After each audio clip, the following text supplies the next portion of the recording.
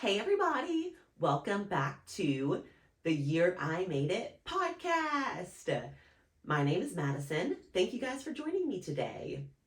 I'm excited to share this episode with you guys. This is going to be a Mental Health Monday episode. So if you guys are new here, Mental Health Monday episodes are where I unpack something different every single week in the world of mental health.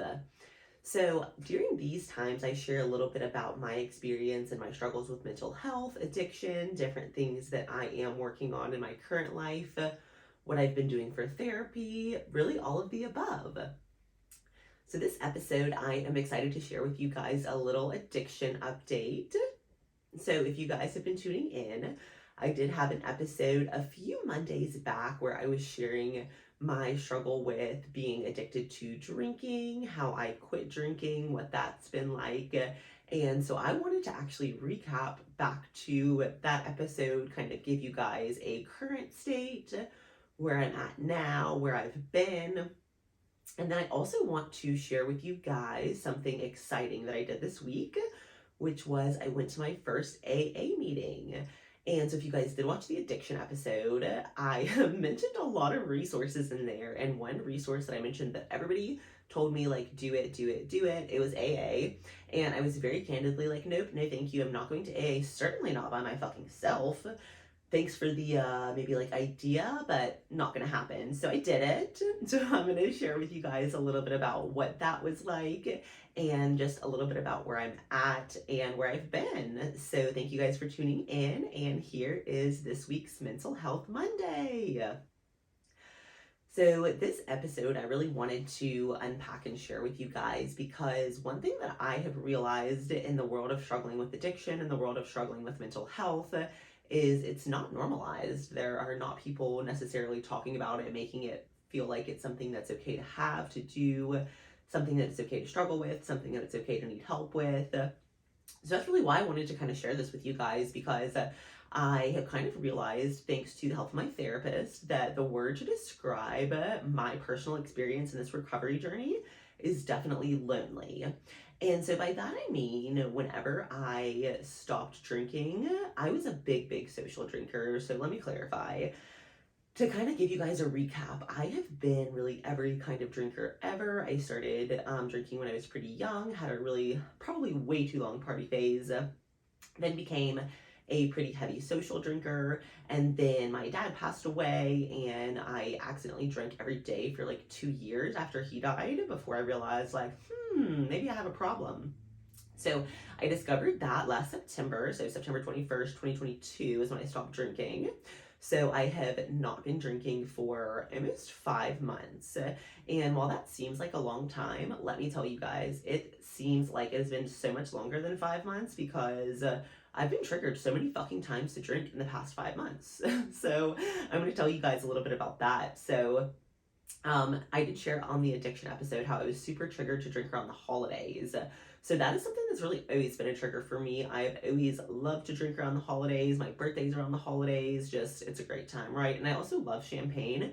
And any holiday is like a great excuse to drink champagne, or just because it's a Sunday, if you're one of those sorts of drinkers, whatever. So, another thing, I actually made notes. So I want to clarify, I actually make notes for pretty much all of these, and then I always just ditch the notes and just ramble on. So, bada bing, bada boom. Me actually referring to my notes for once.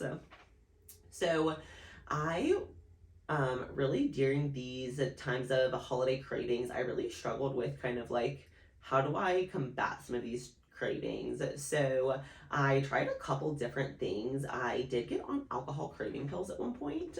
Those personally did not work for me. They just made me super sick. I got on antidepressants at one point to help with just the very drastic drop of dopamine that I was doing to myself. And by that I mean, I've learned since I quit drinking that whenever I was drinking every day, I was just giving myself really high levels of dopamine. And then all of a sudden one day I was just like, bloop, we don't get that anymore. My body was like, what the fuck? And so to help with that at the beginning, probably the first maybe like 2 or 3 months I quit drinking, I was on antidepressants as well. That helped a lot. And so I want to give you guys a little bit of an update of kind of where I'm at now. So now it is February, so I've now not been drinking for almost 5 months. And this is like definitely how I know, like, whenever I quit drinking, I was like, I wonder if it was just like a phase or if it was a problem. And now 5 months later, I'm like, it was a problem. And here's how I know is because 5 months later, I'm still so fucking triggered to drink. Let me tell y'all. So this week I was at the gym of all places, right? So I think I've shared with y'all a little bit about my fitness journey. So I was going to Orange Theory for a while, loved it. Once I turned 30, my joints couldn't do it. So now I'm going to Pure Barre. If you guys don't know about Pure Barre, it's this very extra gym. I fucking love it. It's a great time. However, if it's like your 100th day of class or your 100th class, they do this thing where like at this girl's 100th day of class that happened to be this week, I was super triggered to drink because after the class they had a champagne toast and cupcakes, which like old me would have been like, yes, great news, be here all night. How many champagne tastings can I have? Sort of deal. But instead, I literally like they announced it. I got super triggered to drink, and I literally ran out the door. And by that I mean like the gym that I go to, like whenever it's done, they like unlock the door so everybody can leave. Like I was unlocking the door because I was so triggered to drink.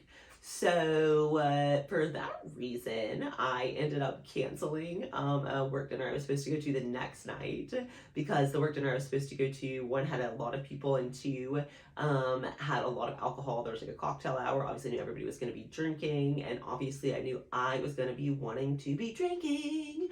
And so I ended up backing out of the work dinner because if I'm triggered to drink at the gym, I don't think I can go to a dinner and I'll be triggered to drink. And so, just didn't work out. So I was really upset about having to like back out of the work dinner just because one, it's kind of like embarrassing to be like, yeah, I can't go because like my sober journey is not going really well and I'm definitely going to have 6 vodka sodas if I come. So there was like that piece of it. And then there was also like, again, kind of like the loneliness piece of it of like, well, fuck, now I had this thing that I was excited about with like a bunch of people that I work with that I really like.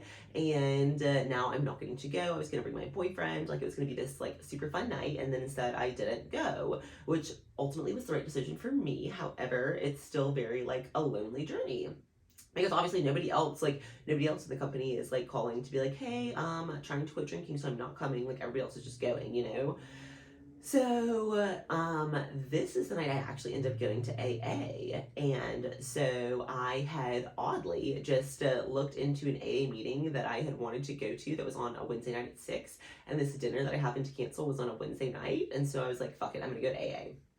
So let me tell y'all, I didn't want to go. So I had like a big like back and forth, like, should I go? Should I not? My therapist has been telling me I should go. So I'm like, I'm going to go. I don't want to go. So let me tell y'all, I get in the car to go, and on the way there, like 4 times, I was like, I could turn around. I don't have to go. I could turn around. I could turn around. I'm not going to drink tonight. I could turn around and just not go. I didn't. So I pulled into the parking lot, and I sat in the car for a second. I was like, I could go home. I don't have to get out of the car. I did. Got out of the car, went in, sat down. I sat down on like the like row closest to the door, of course, and trying to like definitely like not have to like make eye contact or speak to everybody. Of course, that's like not an option in AA because people there are oddly incredibly friendly and like super passionate about their sober journeys. So I sit down and they have like books in AA. I didn't know this, but they have like an AA book. So one of the girls there hands me one, and I'm like, well, fuck, now I'm committed because like now they started talking. And when I first sat down, I was like, okay, since I sat back by the door, like I could leave like before they started. Like before they started, I could just like leave. No one would even know that I'm here, and I could just go about my life. And as I was debating this, is like when I got the book and when they started, and I was like, well, fuck, I'm here now. Now if I leave, it's more of a scene than staying. So now I'm staying. So I share that with y'all to say, like, I know in the last episode, I was like, I really aspired to be somebody who would go to AA by themselves, and I finally did it, and I'm really proud of myself, but it was not easy, obviously. So as I was in this AA meeting, I realized that I actually really, really liked it, and the people there were actually incredibly relatable, which definitely proves that I am in the right place and did the right thing by coming. However, I definitely was very like I didn't share my first time. Pretty much everybody shares. I didn't realize that. But that's one really cool thing is pretty much everybody shares really just like whatever they want to share. It doesn't necessarily have to be like their whole drinking journey. It can literally just be like one little blurb. And I was also kind of worried about like my age. Like I just turned 30. So like I was like, am I gonna be the only person under like 85 in AA? Like is everybody else like, oh, I've been addicted for like 100 years. Like why are you here? I don't know, just like a lot of things where it was almost like I was like questioning if I was gonna like fit in at AA, which is like funny because I feel like AA of all places is like not somewhere you have to worry about fitting in, but nonetheless I did because I have anxiety. So I go to this AA meeting, and in this AA meeting, I notice that there is people from like literally all walks of life. There are a couple girls in there that are like younger than me and my age. There are people in there that are truly like 85. There is people, I actually wrote in my notes that there were people at all ages and stages. Like there was literally people that were younger than me, people that were, you know, quite a bit older than me. And then there were people who, there was one lady who she just got out of rehab the day before. And then there was one guy who he had been sober for 14 years. So it was really like a good mix of everything in between. There was one girl who had just recently gotten out of behavioral health for drinking, and she had just completed 60 days of sobriety. So overall, it was a really cool experience, very different than what I thought, a lot more accepting, a lot more a lot less intrusive than I thought. Like I thought it was gonna be something where like somebody was gonna be like probing me about like my life story or why I'm there, or why I think I'm an alcoholic or any of these things, and it was not any of that. It was literally just like a place for anybody who wants to be there to just come together and say like, hey, I'm struggling, and be able to like have resources and talk about it and have I don't know, community is like maybe like the best way to describe it. I also found out they have like sober AA events. Like I don't really know much about them, but they did like a little announcement, and it was basically like sober community event type things. So overall, I never thought I would say this, but I went to AA. It went really well. I really liked it, and I'm gonna go back next week. So that is my little like update. Not at all what I thought my update was going to be, but I did want to share with you guys because I know that I just want to be candid about my struggle with addiction, what that's like, and also share that for a while, whenever I first started drinking, or when I stopped drinking, I was like, oh, eventually I'll just get like used to the fact like I don't drink anymore. And like I've not been drinking for almost 5 months, and I still, one, want to drink, and two, have to like break it as a habit in my mind. And by that I mean like the week before the gym incident when I was triggered to drink, I should have known I was in like a triggered to drink phase, because the week before that I actually came in from work and opened the fridge to pour myself a glass of wine. I haven't had wine in my fridge in 5 months. Like that was like, and then literally as I was opening the fridge was when I was like, Madison, you literally don't drink anymore. There's not wine here. Thank God, because I wanted to fucking drink it. But yeah, so I just wanted to share this to say if you are going through this, hopefully this was relatable. Hopefully it made you laugh, cry, whatever. And I hope that if you are wondering if you should go out on a limb and go to an AA meeting, you should, if that's what you feel so called to do. I also, again, want to have like a little disclaimer that this is not at all an episode to say like, if you're drinking, you must stop. There are lots of you guys out there that you guys can drink, you guys can party, you guys can do your thing, and you guys can not be addicted because you're not addictive personality types. You can literally just like go out and have a drink, have a good time. This episode is definitely not for those people, or not to condemn anybody who like maybe you're not sure if you need to quit drinking, anything like that. It's literally just, here's my experience, hope it helps you feel less lonely, and hope you guys enjoyed it. Thank you guys so much for tuning in to the Year I Made It podcast. I had a great time chatting with you guys about my latest addiction update, my journey in sobriety, and how I enjoyed my first AA meeting. Thank you guys so much for tuning in, and talk to you guys soon. Happy healing, babes.